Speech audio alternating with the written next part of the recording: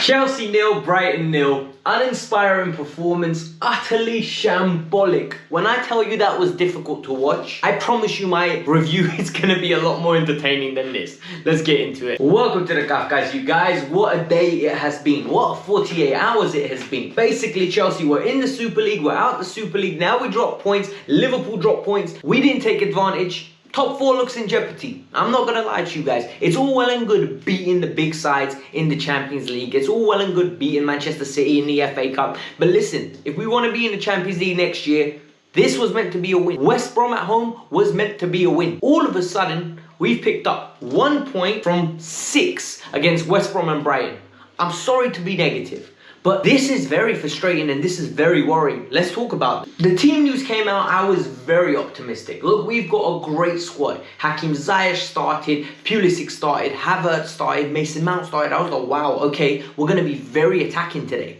Kepa was in goal. I was like, what the hell are you doing? But at the same time, I trust Tuchel. So for me, it was no issue in the sense that I believe in this manager. So if this manager thinks he's good, I accept it. But if this is a board signing that needs to play, I don't like that. Listen, guys, hit that like button, subscribe to the channel. It goes an absolute mile. Like, literally, you don't understand how far it goes in pushing this video. So I hope you guys enjoy it. In the comments below, let me know who is your man of the match. I don't think I have one today. Every single one of them was trash. If it was no one, just let me know.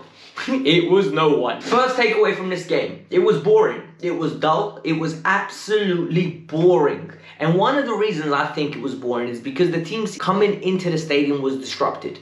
45 minutes they were on that bus not being able to get into the stadium. Why? Because Chelsea, Manchester City, Atletico Madrid and Barcelona have all officially left the UEFA Super League. And this is a big step. As it's confirmed that Chelsea are out, they're all drafting up the papers now to leave. The fans went to the Stamford Bridge today and they absolutely, literally protested the shit out of it. They did not want this to happen, and you know what? Well done to the fans. I'm not gonna lie to you guys. I am very proud of you guys in the sense that you didn't want something to happen. You went there and you made it count. And for us, that is integral. The players, I wish they had the same energy our fan base did. I really do, because they look like the disruption before the game really impacted them. They were lethargic, they were slow, the passing was pathetic, and we'll get into the more minute details as the stream goes along. Number 2, Thomas Tuchel really tried to change it. That's one thing I can give it to him, you know. He tried to change it. We went from a 3-4-3 to a 4-1-4-1. The only issue with a 4-1-4-1 is Jorginho was the only midfielder. Mason Mount was too high up the pitch. He is not a number 10 that links up play very well, in my opinion. And we will talk about him later on. Then you had Hakim Ziyech, also in the final third. We left Jorginho in there to fight against Basuma and the other centre midfielder. And you know what? As the game went on, Brighton looked like they were going to score. We lacked control, we lacked urgency, and we didn't press them back and actively make a difference. Today, Tuchel's tactics did not work. And you know what? I'd rather have a manager that actively goes to try change the game, and by bringing on a Callum Hudson-Odoi, by bringing on a Olivier Giroud, by bringing on a Timo Werner and changing the system, than a manager that would have said, you know what we're doing is going to work. We're going to stick to it. For me, whilst it's frustrating, I like that he tried to do something. Am I annoyed with his performance? 100% I am. Like, I think you guys can tell by my whole demeanor, I am drained from the last 2 days of football. I really am. Like, with the Super League announcement, I don't think it would have been a terrible idea, but at the same time, when you think of the ramifications that could happen in the future, it is a terrible idea. But based on the sole independence where we can't trust FIFA and UEFA, I understand it, I respect it actually, I really do. But this performance today was terrible, and I wish they showed us more urgency. Today, people got their audition in it. They got Mason Mount in the 6, and I've been telling people he is no 6. And I've been telling people he is no 10. I think he's an 8. Part of the reason I think he's an 8 is because in a three-man midfield, he could be the guy that links up play in the sense that he can get in with his energy, box-to-box ability, give him time and space, he will kill you. But being the orchestrator of a midfield, I don't think Mason Mount currently possesses that in his locker. It most probably can develop with time. It most probably can develop with some coaching. It can develop with experience. This is the first, I think he's only done it like 4 or 5 times, this specific role for Chelsea in the men's senior team. And today was a terrible performance. Him and Jorginho in that midfield lacked chemistry, lacked urgency, and personally, I don't understand why Billy Gilmour didn't start that game. I really don't. Billy is a lot better than Mason Mount in that position. He is a lot more accomplished in that position because that's his natural position. Billy is no scrub. And for me, I thought it would be the right opportunity to give him some game time today and tell him, all right, show us what you can do. Tuchel went with Mount, and I believe that was one of the integral pieces to why this midfield did not work today. Number 4, I don't understand Kepa Arrizabalaga starting. I really don't. I've been saying this and I've been consistent with this. I do not want to see Edouard Mendy dropped from now till the end of the season. For me, Edouard Mendy is a world-class goalkeeper. I trust Edouard Mendy from head to toe. Kepa Arrizabalaga, bro, that bridge is burnt. I look back, there is no bridge. There is no way he's coming back into this team because we don't trust him. And the worst thing is, his defenders don't trust him. But today, he played well again. Look, he's had 2 back-to-back good games, Manchester City and Brighton. And for me, they're great games. But do I believe that this is the Kepa that we're going to trust for years to come? No, I can't get sucked into this false narrative, to this fake world that we live in and where we're going to go, you know what, Kepa's going to be great for us. We're going to love it. I can't do that. I'm sorry. It's too late. For me, this is a board asking Tuchel to play. There is no way Thomas Tuchel, after what he's seen from Mendy, will think, you know what, Kepa's the better keeper. I don't believe it, and I don't buy it. I think this is trying to reignite his value and hopefully find a suitor for him this summer. A lot of you always ask me, right, why are you so harsh on Hakim Ziyech and why you think Hakim Ziyech won't be staying for the foreseeable future?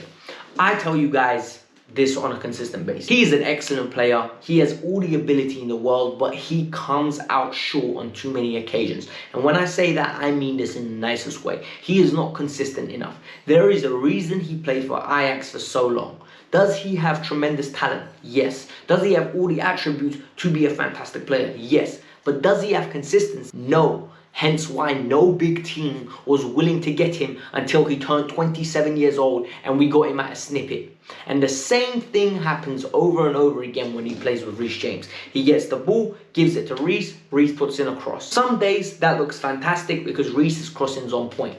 Today, Reece's crossing was absolutely shocking. Literally, it was shocking. No chances had occurred from it. It was terrible. Reece looked like a player that's tired. Reece looked like a player that's disinterested. And Reece looked like a player that just was confused and thought, you know what, I'm playing under Frank Lampard again. This performance from Reece James was a poor one. And the problem is I can't stick it on Ziyech. I can't stick it on Mason Mount. I can't stick it on Reece James because all of them were crap. All of them were bad today. So it's very difficult for me to single-handedly say this is the reason we lost. But the link-up wasn't there. The ability to exploit someone wasn't there. No one was taking a man on. Alonso in the first half was absolutely pony. Like, absolutely pony. Like, crap. Literally, I don't understand what he offered. You look at Kurt Zouma and you think this man has everything to be a fantastic defender.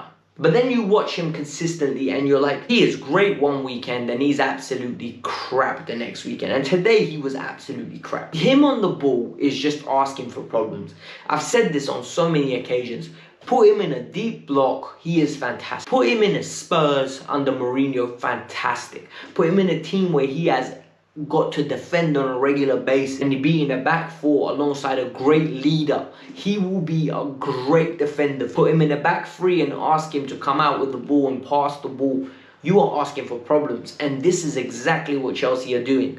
You saw today, he just dwindles on the ball for too long. When he literally dwindles on the ball, Lallana should have scored. There was a chance that came from his poor management or of Danny Welbeck hitting the post. Kurt Zouma needs to be sold this summer. Regain 40-45 million for this player because someone will spend that money. It's 35-40 million, 100% you'll get somewhere in the market. I don't care if you sell him to an Arsenal. Go sell him, regain some money for this player and go invest in Joel Koundé. Koundé needs to come in. get a proper centre-half to play in our defence. Rudiger looks like a man possessed. He looks fantastic. His passing range is out of this world at this moment in time. His defender is so consistent, so reliable. It's gone beyond the point where I say this is form. This is him now, because it's been nearly 25 games. Like, literally, it's been nearly 25 games where he's been fantastic. Man, it's really frustrating, you know, like, this should have been a win today. This really should have been a win. And I'm sorry that I'm coming on ranting on such a good day, because considering we're not going to be in a Super League, a lot of fans got what they wanted. Personally, I'm very torn. I could have seen both sides of the aspect. I'm happy we're not in it, but at the same time, I think it could have benefited our club financially and the long-term sustainability of our club. Not football in the long run, maybe. We don't know what would have happened. But I know for a fact Chelsea would have been fine. But this is the Kavkas View. I hope you guys enjoyed the review. Hit the like button, subscribe to the channel. I'm out. Peace out. Bye.